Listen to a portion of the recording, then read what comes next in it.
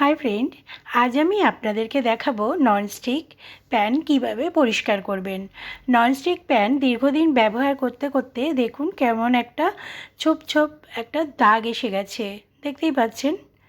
তো এই দাগগুলো কিন্তু একদম বসে আছে। তো আমি ভাবলাম আজকে এই ননস্টিক প্যানটা আমি ক্লিন করব আর আপনাদের সাথে শেয়ার করব, কারণ এই ধরনের প্যান কিন্তু সব সময় এরকম ডিপ ক্লিন করা হয় না, আর সপ্তাহে একদিন করে অন্তত ডিপ ক্লিন করা খুবই জরুরি। দেখুন আমি এর মধ্যে নিয়ে নিচ্ছি প্রথমে বেকিং পাউডার। আর বেকিং পাউডার আপনারা হয়তো ভাববেন যে বেকিং পাউডার কেন নিচ্ছি। আপনাদের বাড়িতে যদি বেকিং পাউডার থাকে তো ভালো, নাহলে পরে ময়দা বা আটা যে কোনো জিনিস নিতে পারেন। তো সেটা 1 থেকে 2 চামচ নিতে পারেন। তো আমি বেকিং পাউডারটা এখানে 1 চামচ মতো আমি নিয়ে নিচ্ছি। এই এই ধরনের প্যানগুলো সাধারণত কিন্তু লুচি, পরোটা দেখবেন এইসব করতে করতে এর মধ্যে তেলের ছোপগুলো একদম বসে যায়। দেখুন আমি এরপরে দিয়ে দিচ্ছি বেকিং সোডা দিলাম, আগে পাউডার দিলাম, পরে দিলাম সোডা, আর দিয়ে দেব লেবু। বেকিং সোডা তো জানেন সোডিয়াম বাইকার্বনেট আছে ওটার মধ্যে প্রপার্টি। আর লেবুর রসটা যখন আমি বেকিং সোডার মধ্যে দেব তখন কিন্তু একটা ফাইট শুরু হওয়ার মতো হয়ে যাবে। দেখুন যত চিপচিপে দাগ আছে তত দাগগুলো কিন্তু একদম উঠে যাবে। দেখুন লেবুটা দিয়ে ভালো করে ঘষে ঘষে দিচ্ছি। লেবু তো সবার ঘরেই থাকে, বেকিং সোডা, বেকিং পাউডার, তো সেইগুলো দিয়েই কিন্তু আমরা ক্লিন করতে পারি। আপনারা তো ভাববেন যে এটা তো সাবান দিয়েও হয়ে যায়। সাবান দিয়ে তো অবশ্যই পরিষ্কার করি, সেটা ডেলিকার যেটা হয়, ডেলি তো আর এরকমভাবে হয় না। তো সেটা লিকুইড সাবান বা যে সাবানই হোক না কেন বাসন মাজার, সেটা দিয়ে কিন্তু ডেলি পরিষ্কার হয়। আর সপ্তাহে একদিন যদি এইভাবে ডিপ ক্লিন করে নেওয়া যায় তাহলে কিন্তু বেশ ভালো হবে। দেখুন আমি লেবুটা দিয়ে ভালো করে একটুখানি ক্লিন করে নিলাম। এবার এটা 5 মিনিট রেস্টে রাখার দরকার আছে। তো যাই হোক, তো এবার আমি এর মধ্যে নিয়ে নিচ্ছি একটু ভিনিগার। আর ভিনিগারটা দিয়েও আমি একটুখানি মানে ভিনিগারটা দিয়ে লেবুটা দিয়ে একটুখানি ঘষে নেব। আর আগে যেমন 5 মিনিট আমি রেখে দিয়েছিলাম বেকিং সোডা দেওয়ার পরে, তারপরে এই ভিনিগারটা দেওয়ার পরেও কিন্তু একটু 5 মিনিট রেখে দিতে হবে, কারণ যে এর মধ্যে যে প্রপার্টিগুলো আছে সেগুলো কিন্তু এগুলো তেল চিপচিপে যে জায়গাগুলো সেগুলোকে তেলগুলো উঠতে সাহায্য করবে। লেবুটা দিয়ে আমি বেশ করে মাখিয়ে নিলাম। এবার আমি 5 মিনিট এটা রেস্টে রাখবো, তারপরে এটাকে আমি ক্লিন করব।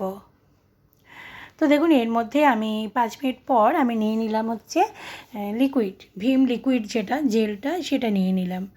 জেলটা দিয়েও কিন্তু আমি লেবুটা দিয়ে বেশ ভালো করে মাখিয়ে নিচ্ছি। দেখুন কোনাগুলো কীভাবে দাগ হয়ে যায়। তো আমি ভালো করে মাখিয়ে নিচ্ছি। ভালো করে মাখানোর পরে এবার আমি নিয়ে নেব যেটাকে বলে স্টিল উল যেটা বলে, তো সেই স্টিল উলটা নিয়ে নেব। নিয়ে আমি ভালো করে একটুখানি দেখুন ঘষে নিচ্ছি। একটু ঘষে নিতে হবে, ঘষে নিলে পরে এই দাগগুলো আস্তে আস্তে চলে যাবে। তো এটা প্রথমবারে যদি সেইভাবে নাও তুলতে পারেন, পরের সপ্তাহে যখন আবার এরমভাবে ক্লিন করবেন দেখবেন যে একদম ক্লিন হয়ে যাবে, আস্তে আস্তে যে দাগগুলো আছে সেগুলো উঠে যাবে। আর আজকে যে কতটা উঠে যাবে সেটা আপনারা নিজেরাই দেখতে পারবেন। তো দেখুন এখানে আমি একটা স্কচ ব্রাইট নিয়েছি, নিয়ে তার মধ্যে একটুখানি ভীম বারের থেকে সাবান নিয়ে নিয়েছি, মানে ভীম যে বারটা থাকে তার মধ্যে থেকে একটু বুলিয়ে নিয়েছি স্কচ ব্রাইটটা, আর একটু জল নিয়ে আমি ভালো করে ঘষে নিচ্ছি। আগেবারে একটু লিকুইড দিয়েছিলাম আর এবারে একটু ভীম বার দিয়ে দিলাম। তো দেখুন ভালো করে ঘষে নিচ্ছি, বেশ ভালো করে প্রেশার দিয়ে ঘষতে হবে। আর এখানকারও যে তেল চিপচিপে যে জায়গাগুলো ছিল আপনারা দেখেছেন, সেগুলোও কিন্তু ঘষতে ঘষতে আস্তে আস্তে উঠে যাবে। দেখুন কোনাগুলো ভালো করে একটু ক্লিন করতে হবে। তো এইভাবেই কিন্তু আপনারা বাড়িতে ক্লিন করে নিতে পারেন, কারণ এইসব জিনিসগুলো সবার ঘরেই থাকে। তাহলে দেখবেন যে একদম পরিষ্কার ঝকঝকে তকতকে হয়ে যাবে, আর কোনো রকম দাগ ছোপ থাকবে না। তো দেখুন আমি ভালো করে একটুখানি ঘষে নিলাম। তো এবার দেখুন আমি এটাকে ধুয়ে নেব জল দিয়ে। তো জল দিয়ে ধুয়ে নিয়ে আসলাম, দেখুন এটা কতটা পরিষ্কার হয়েছে।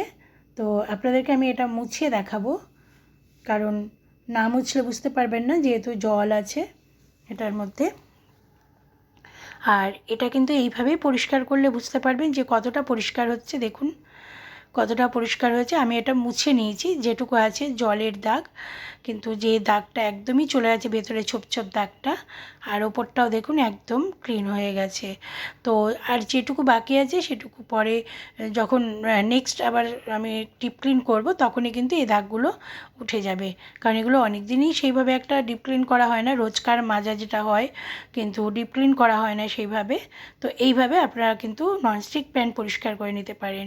ভালো লাগলে অবশ্যই একটা লাইক দিয়ে দেবেন, আর যারা আমার নতুন বন্ধু আছেন তারা একটা সাবস্ক্রাইব করে নেবেন, আর যারা আমার পুরনো বন্ধু তাদেরকে অনেক অনেক থ্যাঙ্কস, অনেক অনেক ভালোবাসা।